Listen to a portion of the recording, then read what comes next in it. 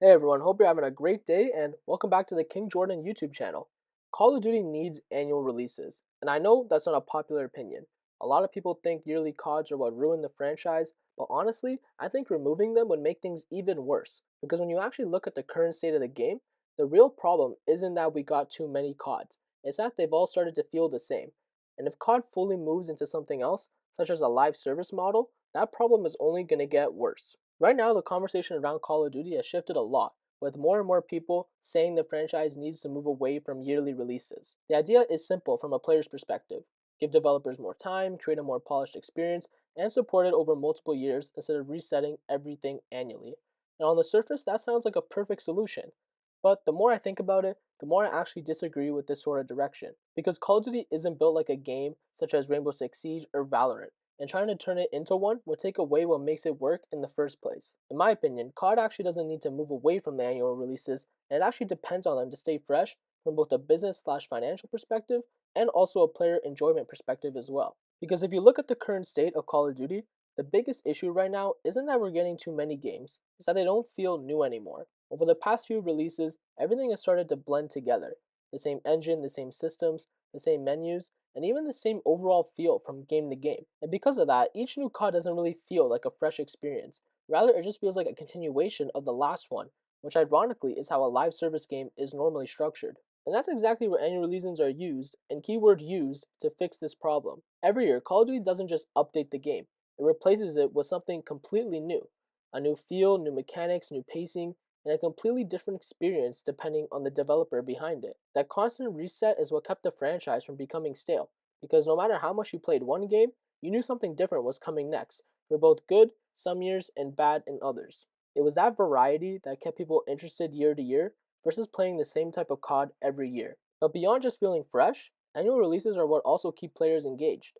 Every new COD comes with a full reset, including new levels and something new to grind for, giving players something to actually work towards again. Without that reset, the game would, in my opinion, start to feel stagnant because there's nothing new to chase and no real reason to keep playing long term.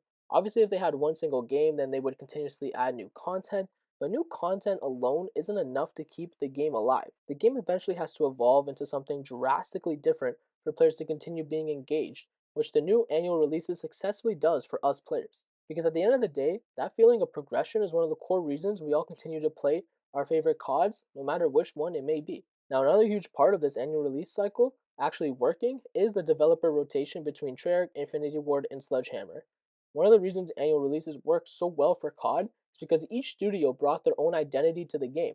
Treyarch, Infinity Ward, and Sledgehammer all had different design philosophies, different styles to their CODs, and that's what made each release feel unique. That variety is what kept the franchise interesting over the long term. You could genuinely feel the difference between games that were a Treyarch COD, as they had a completely different flow and pacing, with more structured 3 lane maps as an example, compared to an Infinity Ward COD, which had maps that encouraged more random game to game moments. Think back to going from BO2 to COD Ghosts. Two different CODs with two drastically different gameplay experiences catered to two different options and overall player bases. These two CODs weren't just more of the same, they were something different, and the year to year difference is what matters more than anything else. Now, this is where things have started to fall apart with modern day COD and their modern day annual releases. Recently, the developers don't feel as distinct from each other anymore. With everything being built on the same engine and sharing so many of the same systems, such as Gunsmith, a lot of that individuality has been lost. Instead of getting three different interpretations of COD, it now feels like we're getting slightly different versions of the same game, which, contrary to what you might hear online, is not how COD used to be. Now, with all that being said, I understand why a lot of people feel the opposite way about this.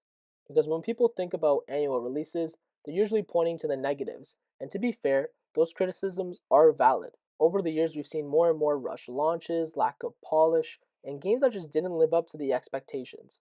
Titles like Call of Duty Vanguard are usually the ones people point to when they bring up examples of what happens when the development cycle feels too short. And that's where the idea of moving away from annual releases comes from. The thinking is that if developers had more time, we'd get better, more complete games with less burnout for both players and the studios themselves. And on paper, that sounds like the right move. But this is where I think people are missing the bigger picture. The issue was never the fact that Call of Duty released every year.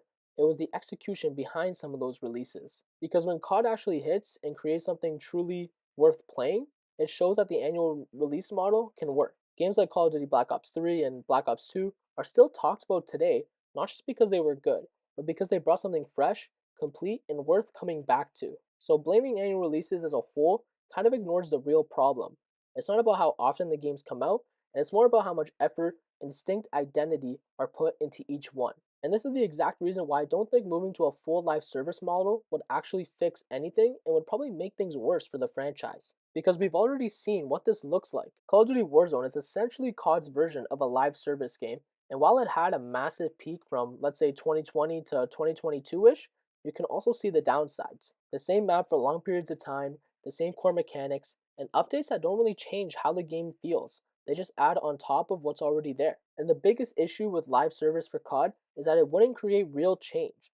It would just extend the same experience over a longer period of time. Call of Duty isn't built like games such as Fortnite that are designed to constantly evolve in extreme ways. COD is built on its core gameplay loop, which are the maps and game-to-game moment experiences we play on, the variety of guns we use, and the unique pacing each game offers. And once players get used to that, it starts to feel repetitive if it doesn't get fully refreshed every year. Without annual releases, there's no real reset, no new foundation, and no new moment where everything feels just new again. Instead, you just be playing the same game for 2, 3, maybe even more years with small updates trying to keep it interesting. And that's where burnout would actually get worse. Because instead of getting a new experience to look forward to each year, you're stuck in the same one, just slightly updated over time. And this issue would only get worse for the players who don't enjoy the experience at all, as no new update would do anything for them, and they would have to wait for the next COD release to look forward to even enjoying the franchise again. So at the end of the day, this is what it really comes down to, the player experience. Because everything I've talked about all directly affects how the game actually feels to play. Annual releases give you something new to learn, something new to grind, and something to actually look forward to each year. Whether it's leveling up new guns, learning new maps, or just experiencing a different style and different flavor of COD, that reset is what keeps the game engaging over time and always gives that chance at the new COD becoming the next new big experience for any given player. Without that, the experience starts to feel repetitive, as those new experiences every new COD gives just don't come. And that's why ultimately, I don't think removing annual releases would fix COD, and I actually believe it would take away one of the core things that kept it alive for so long. Because COD at its best isn't one long, never-ending game.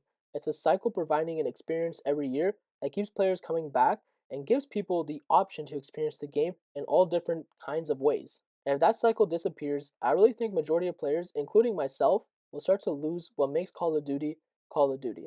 Anyways, that's just my take, and if you enjoyed the video, make sure to like and subscribe, and yeah, I'll catch you guys in the next one. Later. Time dead. I'm getting shot on the back. One on yellow. He's looking at hill. On time, weak as fuck. There's two. Pull up on the street, dead. Hill tag. Nice. On the street. Yo, I'm taking my knife out, I'll watch the door. I got the door. I got the fucking door. P1. He's gonna jump up. No, P1. Cloud. He's low. I'm not shot. Yo, I got the back left flank. Yellow. Press this guy. Yo, in time. Fuck, in yellow still, Cloud. Nice. Yeah. Yo, they might push me in the left street. I'm watching it. Dead. I spawned P1. Nice, Peachy. But I'll help you, Tom. But I'll help you. Yeah, Peachy, I'll pick up what you're watching. Let's rotate now. They're on the road. Yeah, I'll do everyone go. The arch. All the way in the On new. Stunned on new.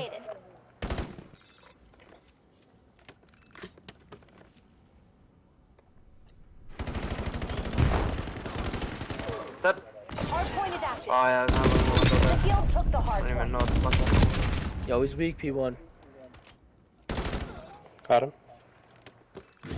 That's not good. Top of the door. Top of the building. He jumped out. He's gonna be P1. He's gonna flank our mid cut through P1. Oh shit. I got him. V5 on me. Yeah. That guy's weak, Nick. Oh shit. Oh my God. What? Nice. One more. Got the Nice. hard point. Good shit. Good break. Wait, they spawned P3, I think. Yeah, it's one on the P3. BG. Watch Yeah, red. He was a stun. Flank. Close wink. I'll be out. Dead. Yo, front side now. Just shoulder. You don't gotta shout, just shoulder. We win off this. Testing hard point. One on P2, Hardpoint P2. identified. P2, okay. Bro, this guy's one shot, bro. Nah, one more. No, two on P1, two on P1. Hardpoint active. Hostiles have the hardpoint. Top yellow dead. They're not on me here. And the little fucking. Bro. Yeah, make a weekend Nothing time. like- Nice, good Hardpoint shit. locked down. To the game, right? Hardpoint contested. Oh, no, there's one more. For the The fuck. field took the hardpoint. Dead. Cross street. Got the hardpoint. Nice, I'm 23. Nice, boys. Uh, Go! Agreed. Holy Holy fuck! shit. Come Bro, on, I don't know Zay. what happened to those guys. But Come the on, way those guys Zay. came out, I don't know what the fuck was going on.